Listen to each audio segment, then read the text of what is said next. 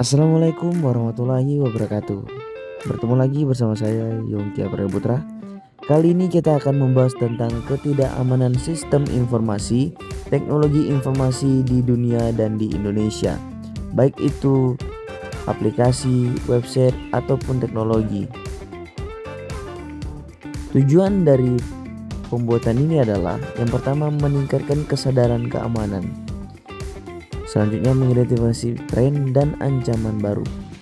Evaluasi kebijakan dan peraturan. Mendorong pengembangan teknologi keamanan.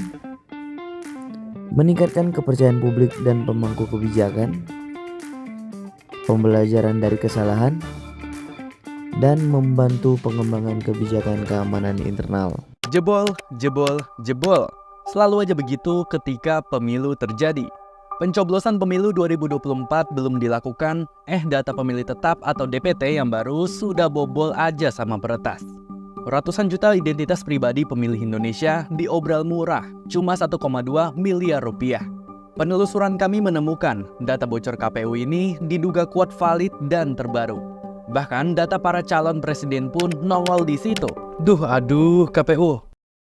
Ceritanya dimulai di sebuah forum hacker, tempat Jimbo, seorang peretas dari negara antah berantah, mengumumkan perbuatannya. Ia mengklaim telah menguasai database pemilih Indonesia untuk pemilu 2024.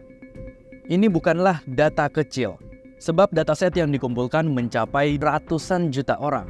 Data itu lengkap dengan detail seperti nomor KK, NIK, tempat tanggal lahir, alamat, dan TPS tempat mencoblos. Ada satu orang yang memiliki 2 atau lebih data. Ya bisa jadi karena orang itu pindah alamat dan KPU belum mengubah data dia di dalam sistem. Tapi jika merujuk keseluruhan unik ID yang diretas, totalnya mencapai 204.807.203 orang. Ya, angka-angka ini tak jauh beda dengan DPT versi KPU yang totalnya 204.807.222. Cuma selisih 19 orang cuy. Jimbo juga menawarkan data itu kepada siapa saja yang berani membayar. Harganya relatif murah, cuma 2 Bitcoin atau sekitar 1,2 miliar rupiah untuk akses semua informasi pribadi hampir seluruh pemilih Indonesia. Termasuk pasangan calon presiden yang akan bertarung di Pilpres nanti. Kami coba mengontak Jimbo untuk memverifikasi apa betul data yang diretas selengkap itu. Dia mengirimkan data identitas pribadi para capres itu. Dan setelah kami mengeceknya di situs KPU, ternyata cocok. Bahaya ini. Jimbo memberikan sampel hasil retasannya itu di forum secara cuma-cuma. Kami lalu memvalidasi data DPT yang dicuri Jimbo, apakah data DPT yang valid atau tidak. Lantas, teknik apa saja yang digunakan dalam meretas data tersebut? Kebocoran data ini kemungkinan melibatkan teknik network intrusion. Apa itu? Atau eksploitasi kelemahan dalam sistem keamanan KPU. Dalam serangan ini, peretas memanfaatkan celah dalam sistem yang tidak terlindungi dengan baik, memungkinkan mereka mengakses data sensitif dari basis data KPU. Teknik lain yang mungkin digunakan adalah pengambilan data secara manual dengan bantuan orang dalam. Dugaan ini muncul karena data pemilih dapat diambil secara fisik tanpa memerlukan koneksi internet, sehingga membuka kemungkinan bahwa serangan ini tidak sebetulnya berbasis cyber. Langkah atau solusi konkret untuk menyelesaikan masalah ini, ada beberapa langkah yang dapat diambil. Yang pertama, audit sistem keamanan menyeluruh. KPU dan pihak terkait perlu melakukan audit menyeluruh terhadap sistem keamanan IT, termasuk server dan infrastruktur penyimpanan data. Hal ini untuk memastikan bahwa tidak ada celah keamanan lain yang bisa dieksploitasi. Selanjutnya, enskripsi data sensitif.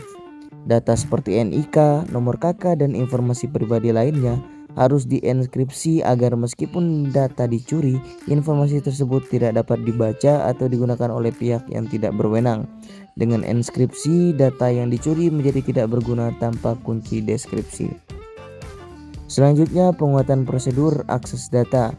Pembatasan akses ke data pemilih juga perlu diperketat. Akses hanya boleh diberikan kepada pihak yang berwenang. Dengan pemantauan ketat terhadap siapa yang mengakses data tersebut, selain itu metode autentikasi yang lebih akurat seperti autentikasi dua faktor harus diterapkan untuk mencegah akses tidak sah. Selanjutnya, pengawasan internal dan penegakan hukum.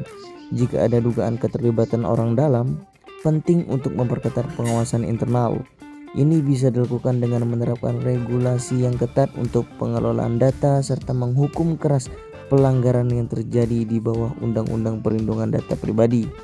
Kolaborasi dengan badan cyber dan sandi negara dan penegakan hukum lainnya juga penting untuk investigasi lebih lanjut. Selanjutnya, peningkatan kesadaran keamanan cyber, di mana KPU dan semua instansi pemerintah yang menangani data publik harus menjalankan program pelatihan keamanan cyber untuk para staf guna mengurangi risiko serangan berbasis kesalahan manusia, termasuk serangan phishing atau teknik manipulasi lainnya. 37 million T-Mobile customers had their personal data stolen by a hacker. The wireless carrier claimed a bad actor breached its network in late November and stole addresses, phone numbers, and birth dates of millions of customers. The breach was discovered January 5th. But according to T-Mobile, the stolen data did not include passwords or PIN numbers, bank account, credit card information, or social security numbers. The company hasn't said what it's going to do to remedy that situation. Hello, I'm Mark Brown. Get more great ABC7 content by clicking the subscribe button for our YouTube channel. And download the ABC7 Los Angeles streaming app on Fire TV, Android TV, Apple TV, and Roku to watch on your TV. Kebocoran data T-Mobile yang melibatkan 37 juta pelanggan terjadi pada awal tahun 2023. Serangan tersebut diidentifikasi pada 5 Januari, namun penyusupan sebenarnya diduga dimulai pada 25 November 2022. Perusahaan menemukan adanya aktivitas mencurigakan pada API, Application Programming Interface, yang digunakan oleh T-Mobile untuk memfasilitasi berbagai fungsi layanan pelanggan. Melalui API tersebut, peretas berhasil mencuri data pelanggan, termasuk nama, alamat penagihan, email, nomor telepon, tanggal lahir, dan jenis layanan yang digunakan oleh pelanggan. Untungnya, data sensitif seperti informasi pembayaran atau kata sandi tidak termasuk dalam kebocoran ini. Ini bukan pertama kalinya T-Mobile mengalami kebocoran data. Sejak 2018, perusahaan telah menjadi korban berbagai insiden serupa. Dan kasus ini menambah panjang daftar pelanggaran keamanan yang dialaminya. Teknik yang digunakan dalam insiden ini, peretas memanfaatkan API yang digunakan oleh T-Mobile untuk mengambil data pelanggan.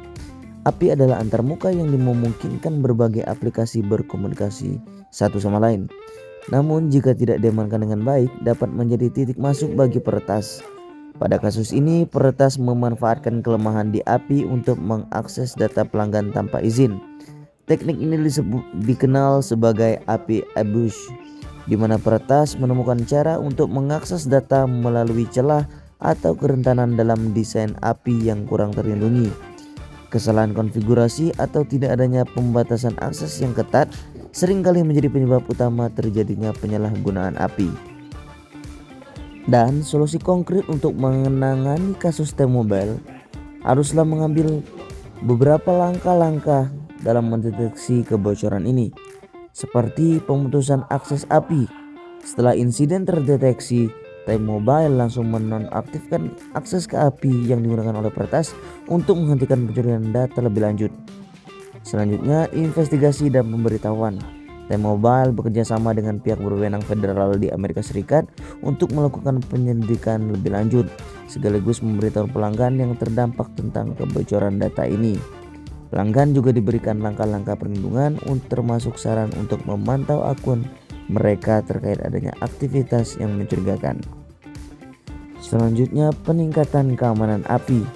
Untuk mencegah serangan serupa di masa depan, T-Mobile harus memperkuat mekanisme keamanan API.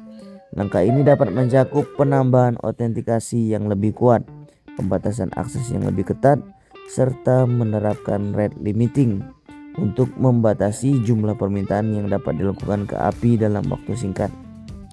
Selanjutnya, pemantauan sistem yang lebih ketat. T-Mobile juga harus meningkatkan sistem pemantauan untuk mendeteksi aktivitas abnormal dengan lebih cepat, seperti penggunaan API yang mencurigakan atau lonjakan permintaan yang tidak biasa. Hal ini penting untuk mempercepat respon terhadap serangan dan meminimalkan dampaknya.